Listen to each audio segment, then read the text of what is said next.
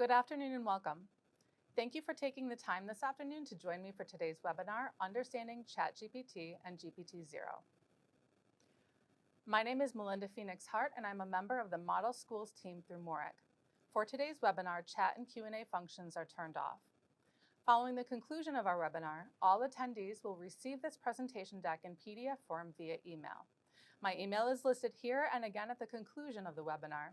And since we will be moving through a large amount of information in a very short period of time, I invite you to reach out with any questions or ideas you may have regarding today's topics. Let's get started. In this webinar, we will explore 5 main topics related to ChatGPT. What is ChatGPT? What is prompt engineering? Ideas for teachers, where we will explore prompt engineering examples related to education. GPTZero, and the future unknown, plugins and beyond, where we will look at emerging and soon-to-be emerging AI technologies and implications. Let's begin with understanding the heart of our discussion, ChatGPT. ChatGPT is a large language model AI chatbot. This means that ChatGPT can engage in chain-of-thought conversations with human users in a variety of ways. Responses are based on training data and algorithms provided to ChatGPT by OpenAI programmers. OpenAI is the company responsible for bringing ChatGPT to the public, as well as the company behind the OpenAI Playground and the DALL-E software. Their stated mission is to ensure that artificial general intelligence benefits all humanity. Interest in ChatGPT exploded from day one of its release. In just 5 days, it reached the threshold of 1 million users, beating out current record holder Instagram, who took 2.5 months to reach the same threshold. As of April 1st, ChatGPT hosted over 100 million users, and OpenAI.com touts 1 billion users per month.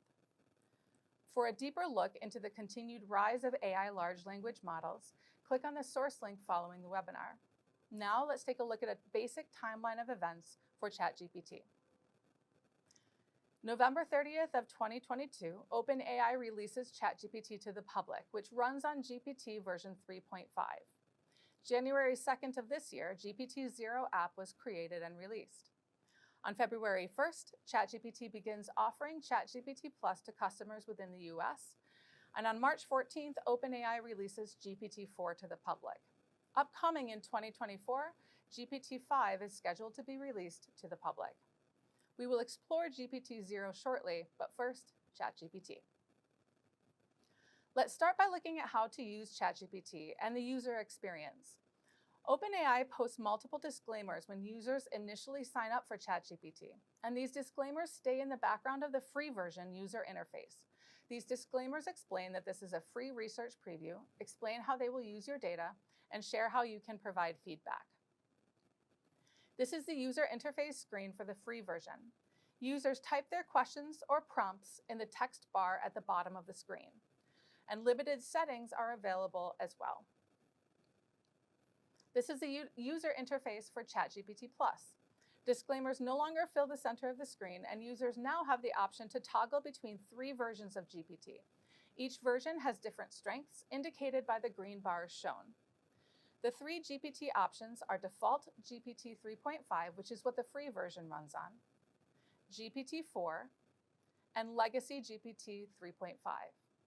3.5 excels in speed, while GPT-4 scores higher in reasoning and conciseness, but takes a little longer to respond to prompts. Let's move on to our second main topic and talk about prompts and prompt engineering. A prompt is what we call the question that we ask ChatGPT. The prompt instructs ChatGPT to complete a task. And prompt engineering are the ways in which a user constructs a prompt. And the quality of how a prompt is engineered can improve the quality of the response from ChatGPT. Let's look at the top 10 types of prompts, as well as 5 useful tips to consider when creating your prompts. Understanding these different types of prompts will really help you get the most out of using ChatGPT. And the most frequently used prompt types are simple questions, list commands, long written prompts, complex problems, feedback prompts, modification prompts, instructional guides, conversational bot, information extraction, and writing and debugging code.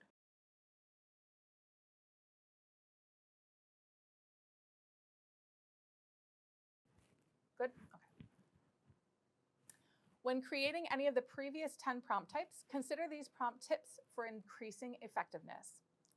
Role prompting, defining your audience, being specific, shot prompting, and prompt stacking. So what do these prompt types and tips look like for you?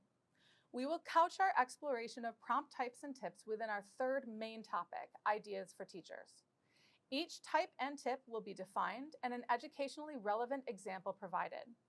All ChatGPT example conversations shown in the computer screen images on each of the next 17 slides are available as a combined PDF document, as they will be quite small to view on your screen during this presentation. The PDF document will be able to be accessed by clicking the resource link on this slide. Prompt type number 1 is a simple question.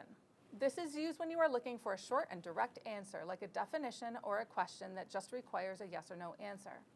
The example given here is simply, what is the capital of France? Prompt type number 2 is list commands. This type of prompt elicits ChatGPT to create a list of items, ideas, or suggestions. The example given here asks ChatGPT to list 5 effective classroom management strategies, to which it responds with a numbered list of suggestions. Prompt type number 3 is long written prompts. These are detailed prompts given to ChatGPT that seek a more comprehensive or in-depth response. The example here asks ChatGPT to explain the impact of the printing press on the spread of information during the Renaissance, to which ChatGPT responded with a long-form answer. Prompt type number 4 deals with complex problems. These are more intricate or multifaceted abstract concepts that require ChatGPT to consider multiple perspectives and synthesize information or solve problems that may not have a simple solution. The example here asks ChatGPT to discuss the pros and cons of standardized testing in the educational system. In its response, it outlines both pros and cons. Prompt type number 5 requests feedback of some kind from ChatGPT. These prompts ask for evaluations, critiques, or suggestions on a given idea or written work. The example given here asks ChatGPT to review a paragraph from a student essay on Beowulf and provide feedback on its clarity and structure. In the response given by ChatGPT, it provides the feedback and also provides a suggested rewrite of the paragraph. Prompt type number 6 deals with requesting modifications on existing content.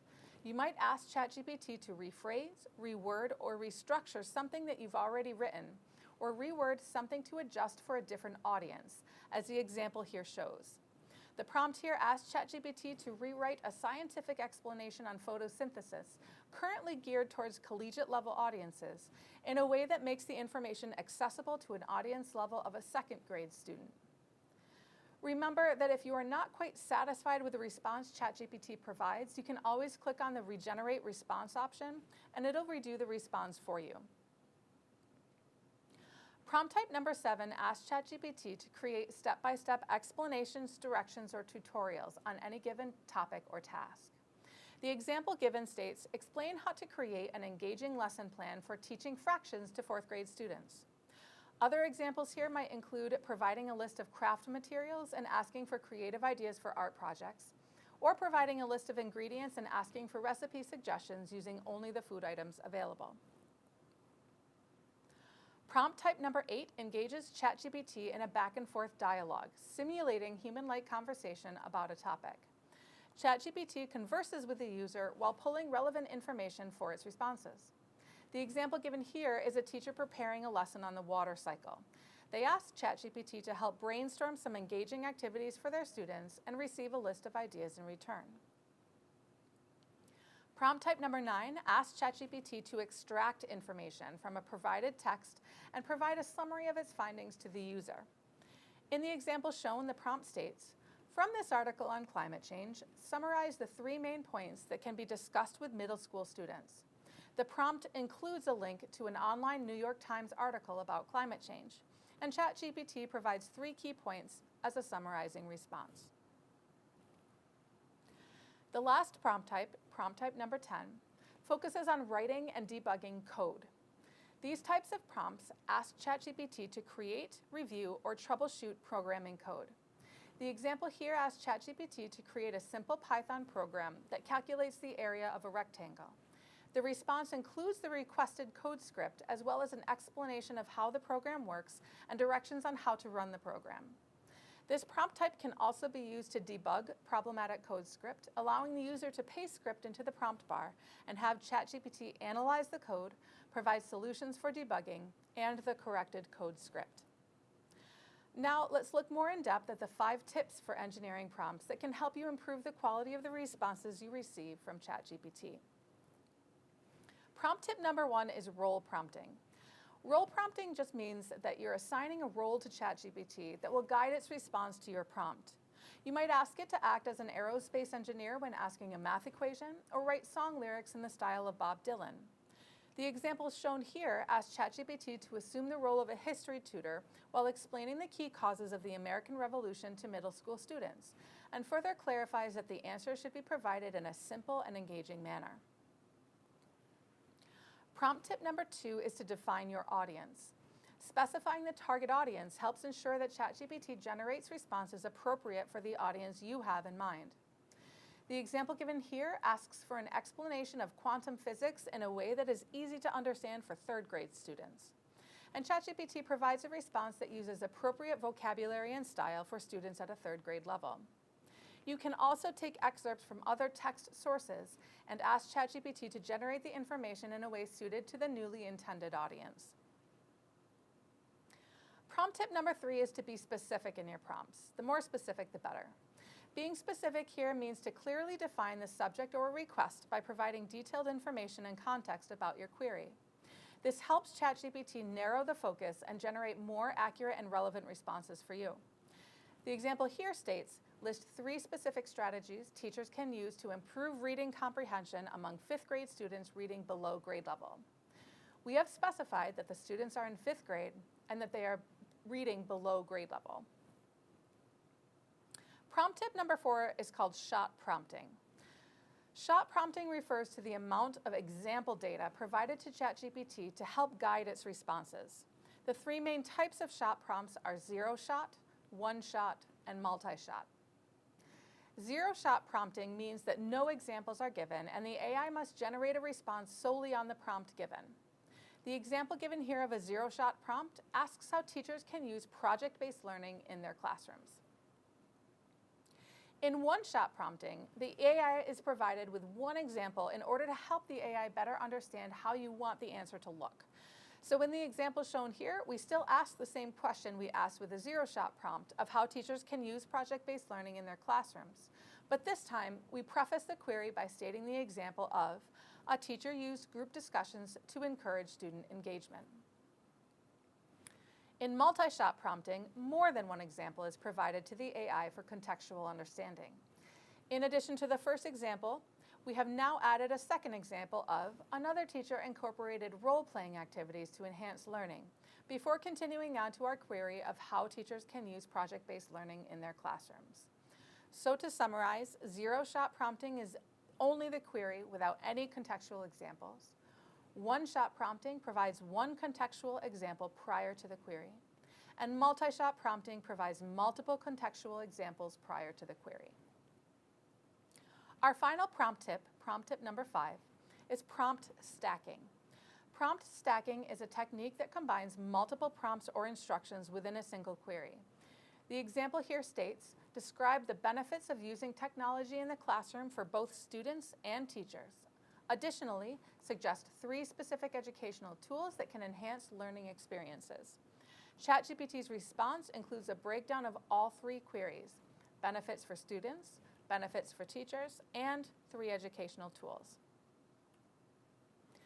In exploring prompt engineering and educational uses of ChatGPT, I asked a series of prompts to both ChatGPT and Google Bard regarding the creation of basic curriculum outlines, rubrics, and assessments on a variety of subjects. It was interesting to note the differences between the 2 platforms and the ultimate responses from each.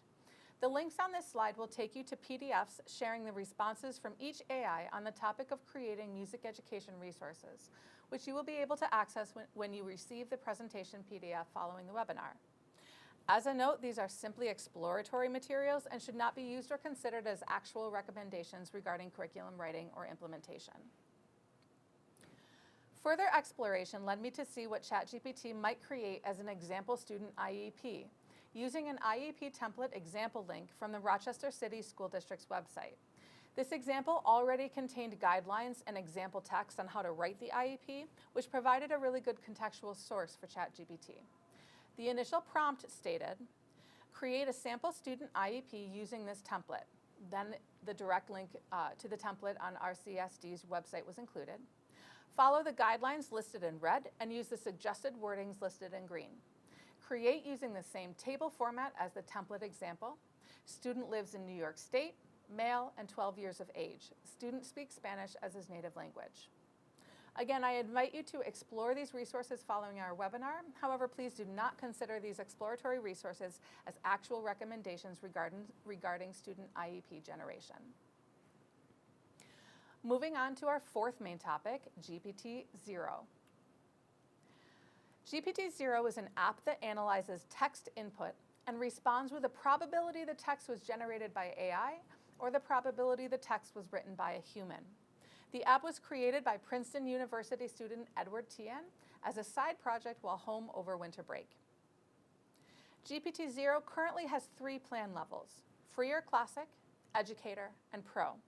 The nice thing about the free feature is that although the amount of text is limited per query, you currently do not have a cap on the number of queries you can ask in one day.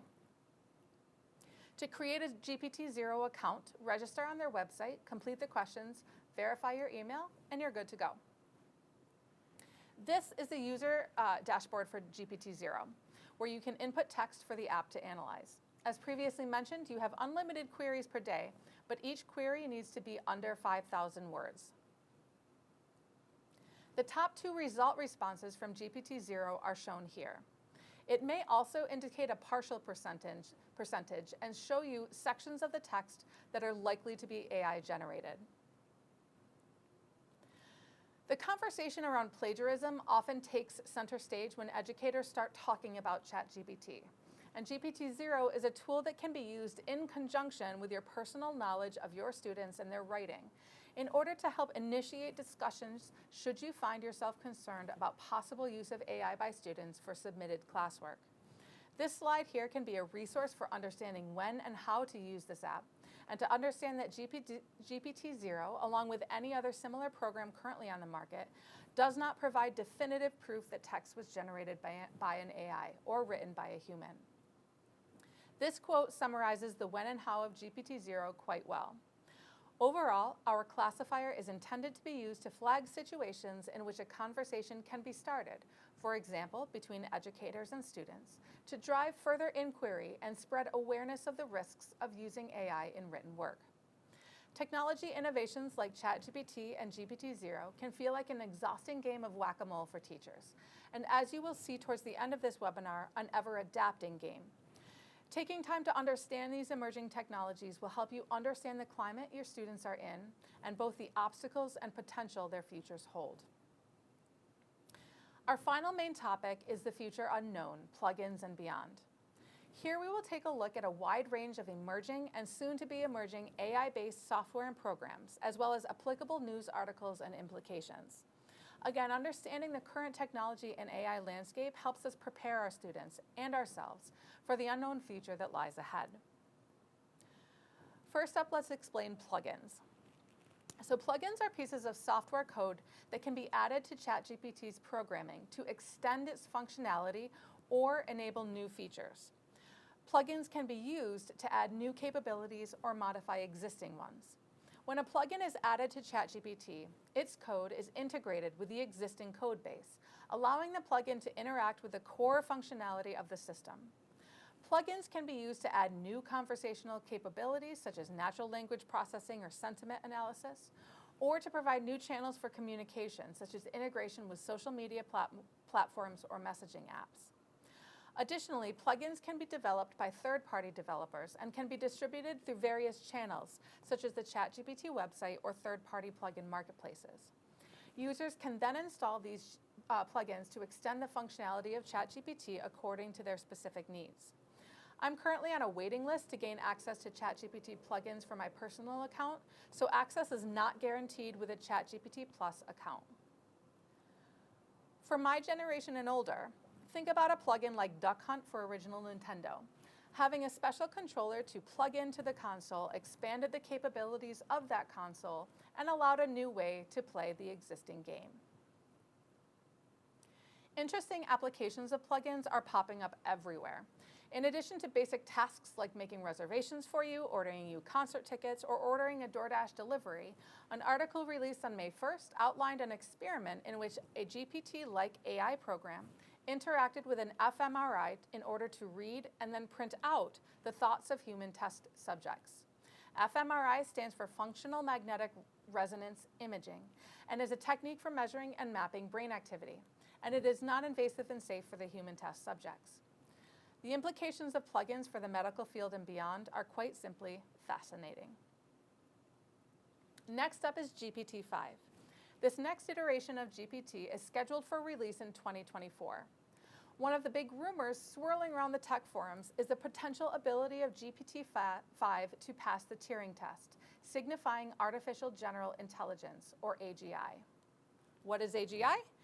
AGI, or Artificial General Intelligence, is essentially AI that can learn, behave, and perform actions the way human beings do. There are differences of opinion on exactly what behaving like a human means, but one way of determining AGI is the Turing test. The Turing test was created by Alan Turing and is a test for intelligence in a computer requiring that a human being should be unable to distinguish the machine from another human being by using the replies to questions put to both. In other words, a computer and a human are asked the same questions. A third human reads the replies without knowing which is which. If they can determine which replies are the computer, that computer does not have AGI. If they cannot determine which is the human and which is the computer is considered to have AGI. This level of human-like intelligence is what GPT-5 is rumored to have. Next up is Google Bard. Google and Microsoft have both released versions of GPT technology that work with their search engines. The Microsoft Bing version is currently available to the public, while Google Bard is only available to Google One members by invitation only at this time. One notable difference between ChatGPT and search engine chatbots like Google Bard is that ChatGPT does not have the ability to search the internet in real time. However, users with access to plugin options for GPT-4 now have the ability to access the internet in real time. Yet, that did not stop Google Bard from throwing some unprompted shade towards ChatGPT, as you can see on your screen. I then asked Google Bard for the top 10 AI software available to consumers, and the response provided the list plus additions. One notable omission from the list was ChatGPT. I then asked Bard why it did not include ChatGPT on its list, and as a response, Bard apologized for the omission and stated that it would add it to the list of top software. Next is AutoGPT. AutoGPT essentially takes the power of the GPT large language model and allows it to interact and communicate with additional tools, such as other software and search engines. AutoGPT can also receive up to 5 commands at one time and can iterate on itself over and over. How does it work? Once you provide it with an initial command, AutoGPT will respond, and the response will include a reason for the response and then provide what it has determined to be the next step. The user then allows it to move forward to that next step, and AutoGPT repeats that response, reason, and next step process over and over until the desired result is reached. An easy example to help understand is if you wanted to plan a wedding. You would only need to input to AutoGPT that you wanted to plan a wedding, and AutoGPT would initially respond with a list of steps needed to plan a wedding, why those steps are needed, and which step AutoGPT will move to next. For example, it might list initially that you need to secure a venue, book a DJ, order catering, order invitations, etc. Tell you why you need those things, and that the first step it will take will be to secure a venue. AutoGPT then proceeds to provide a list of available venues and fees in your area, which venue is recommended and why, and the next step it will take, and so on and so on. One oddly dangerous feature is that AutoGPT allows you to turn off the need for the user to approve the next command, meaning a user could provide a query to AutoGPT and then send it on its way without oversight indefinitely. Turning off the command approval feature in AutoGPT comes with a do so at your own risk disclaimer from the creators. AI-generated art is art created by inputting a descriptive directive to the AI program, usually in text form. The Lensa app made a splash this past year, as well as several emerging online options, such as Midjourney and Stable Diffusion. Of these three, Stable Diffusion is the only free version. However, the quality generated is much lower than that of Lensa or Midjourney. There is a link on this slide that will show you a progressive version of the quality of Midjourney, so feel free to explore that after the webinar. DALL-E is another open AI software program that creates AI-generated art, such as the picture on your screen. This image was created by entering the text prompt, "a sea otter with a pearl earring," by Johannes Vermeer. Vermeer was a 17th century Dutch artist responsible for painting the famous girl with a pearl earring. DALL-E requires users to purchase credits in order to input those prompts, and there is not a free version available at this time. Another program available to consumers is Cactus AI. So Cactus AI is an AI writing tool marketed specifically towards students, offering code writing, essay writing, paragraph writing, and math problem solving. Cactus AI advertises documents ready to turn in and help with personalized writing style. Cactus AI also offers students the ability to test their text on the percentage of whether or not it will show up as written by an AI or written by a human, and provide reworded paragraphs that are more human-like in nature. Remember that feeling of playing whack-a-mole? With this feature, any student submitting written work created using Cactus AI and checked by this content detector would not have that work flagged on programs like GPTZero. Moving on to Wisdolia. Wisdolia is an extension that generates flashcards from the website you are currently visiting. You can also upload a PDF and generate flashcards from the information within. I have provided an example set of flashcards generated by using the Wisdolia extension while visiting the New York State Computer Science and Digital Fluency Standards page that you can access by clicking the example flashcards link on this slide. Another helpful tool is Futurepedia. Futurepedia is a website that helps you stay up to date on AI technology currently available to the public. This online directory is updated daily. Future Tools works similar to Futurepedia, allowing you to search through current AI tools available to the public.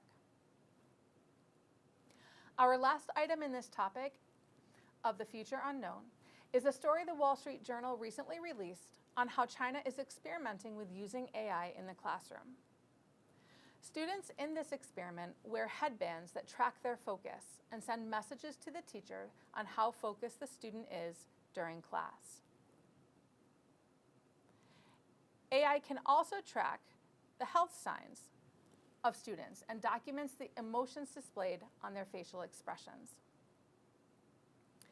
Teachers receive real-time data, and parents receive notification about their child's focus at 10-minute intervals throughout the day. This is just one example of how AI experimentation is emerging in classrooms across the globe.